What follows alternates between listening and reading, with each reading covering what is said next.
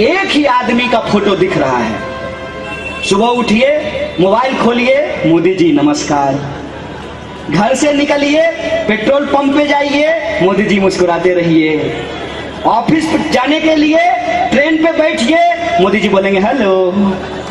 Train से उतरिए, station से बाहर निकलिए, कहेंगे आपका स्वागत है दादर स्टेशन के बाहर। ऑफिस में पहुंचिए, नजर उठाइए तो आपका बॉस जो है भगवान की तरह उसका फोटो अपने सर के ऊपर लगाए हुए है। दिन रात एक आदमी का चेहरा आपको क्यों दिखाया जाता है? दिन रात एक आदमी का चेहरा आपको इसलिए दिखाया जाता है कि आपके सपने को उसके नाम पे खरीद लिया जाए। और आपका सपना क्या है?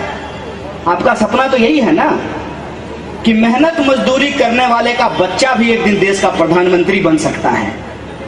तो जब मेहनत मजदूरी करने वाला बच्चा एक दिन देश का प्रधानमंत्री बन सकता है, तो हम भी एक दिन अंबानी बन सकते हैं। यही आप सोचते हैं ना? बने क्या? मेरा तो दादाजी भी सोचता था कि अंबानी बन जाए, फिर बाबूजी को भी लगता था कि अंबानी बन जाएंगे, हमको भी बहुत दिन तक लगते रहा कि अंबानी बन जाएंगे, बन तो नहीं पाए।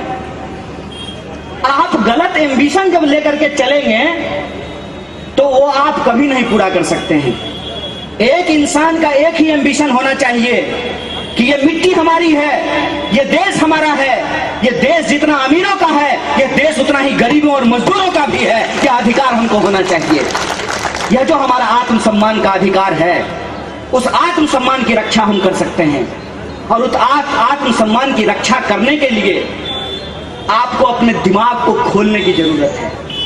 और उसी दिमाग को बंद कर देने के लिए ये साजिश रची गई है कि आपके टैक्स के पैसे से करोड़ों रुपया खर्च करके आपको ये बताया जाता है कि मोदी जी गरीब थे, मोदी जी गरीब थे, मोदी जी चाय बेचते थे, मोदी जी की मां मजदूरी करती थी, आप मजदूरी करते हैं, आप गरीब हैं। ये सवाल गायब कर दिया गया है। इसको कभी सोचे हैं?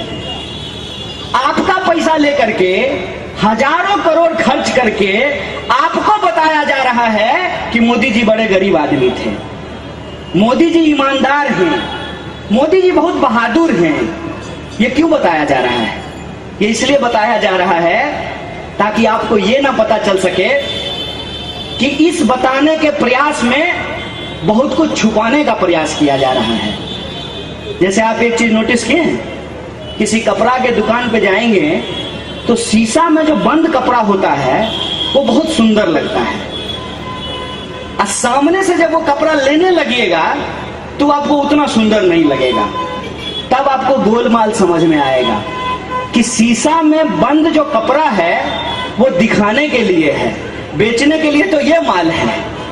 मोदी जी का चेहरा दिखाने के लिए है, बेचने के लिए वही बेईमान, वही ठेकेदार, वही माफिया, वही चोर, वही भ्रष्टाचारी आपके सामने प्रस्तुत कर दिया जाता है।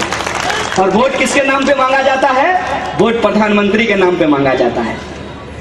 उस पे जाकर के आप विचार कीजिएगा कि मोदी जी गरीब थे, हम गरीब हैं, हमारा सवाल क्यों नहीं है उसमें?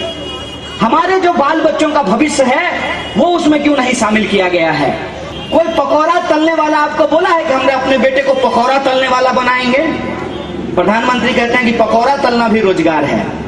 पकौड़ा तलना भी रोजगार अगर है तो अमित शाह अपने बेटा का एक पकौड़ा का दुकान क्यों नहीं खुलवा देता है? उसको तो बीसीसीआई का सेक्रेटरी बना रहा है और हमको कह रहा है कि तुम्हारा बाप भी पकौड़ा तलता था, तुम भी पकौड़ा ही तलो। तुम्हारा बाप भी गटर में उतरता था, तुम भी गटर ही उतरो। तुम्हारा बाप भी खेती करता था, तुम भी खेती ही करो। हमारे पास करने के लिए कोई काम नहीं बचा है और हमारी स्थिति ऐसी कर दी गई है कि देश चलाते हैं हम और हमारे साथ ही कीड़े मकोड़ों जैसा व्यवहार होता है। और आपका मुद्दा ये नहीं है कि हम कहें कि 2 करोड़ नौकरी कहां है तो अमित शाह कहें 370, हम कहें 15 लाख कहाँ है तो अमित शाह कहें 370। हम कहें सड़क क्यों नहीं है तो 370, बिजली क्यों नहीं आई 370, पानी क्यों नहीं आया 370, गटर क्यों बह रहा 370, सब्जी महंगी हो रही 370, तेल महंगा हो रहा 370, बैंक बिक गया 370। ऐसी बेईमानी, ऐसी बेईमानी, इतनी बेशर्मी ये लाते कहां से हैं? और इस बेशर्मी को यदि आप बर्दाश्त करेंगे तो इतिहास आपसे सवाल पूछेगा। इतिहास आपसे पूछेगा कि जब जमहूरियत का गला घोंटा जा रहा था, जब संविधान की धज्जियां उड़ाई जा रही थी, जो आजादी आपको 1947 में मिली, उस आजादी को जब गिरवी रखने का प्रयास किया जा रहा था, चंद मुट्ठी भर दौलतमंदों के घर में जब संविधान के अधिकारों को नौकर बनाने का प्रयास किया जा रहा था, तब आपने आवाज क्यों नहीं उठाई? मैं आपसे अपील करने आया हूं कि आप आवाज उठाइए। अभी पीएमसी बैंक लुट गया है, खाता धारक आवाज उठा रहे हैं। मैंने देखा कि एक खाता धारक, मोदी जी तो मिले नहीं, उनके फोटो के चरण पकड़े हुए थे। फोटो में ही रहते हैं, वो फोटो में ही दिखते हैं। वो परिस्थिति आने से पहले आपको ये विचार करना पड़ेगा। और एक कहानी आपने सुनी होगी कि एक बार जंगल में आग लग गई। बड़े बड़े जानवर या तो तमाशा देख रहे थे या भाग रहे थे। एक छोटी सी कोयल अपने चोंच में पानी भर के उस जंगल की आग को बुझाने का प्रयास कर रहा था। बड़े जानवरों ने हंसकर कहा कि तुम्हारी छोटी चोंच से ये आग नहीं बुझने वाली है। उसने कहा ये आग तो बुझेगी। आग कैसी भी हो उसको बुझना पड़ता है, नशा कैसा भी हो उसको उतरना पड़ता है। आग तो ये बुझेगी, लेकिन तुम्हारा नाम आग लगाने वालों में और हमारा नाम आग बुझाने वालों में लिखा जाएगा।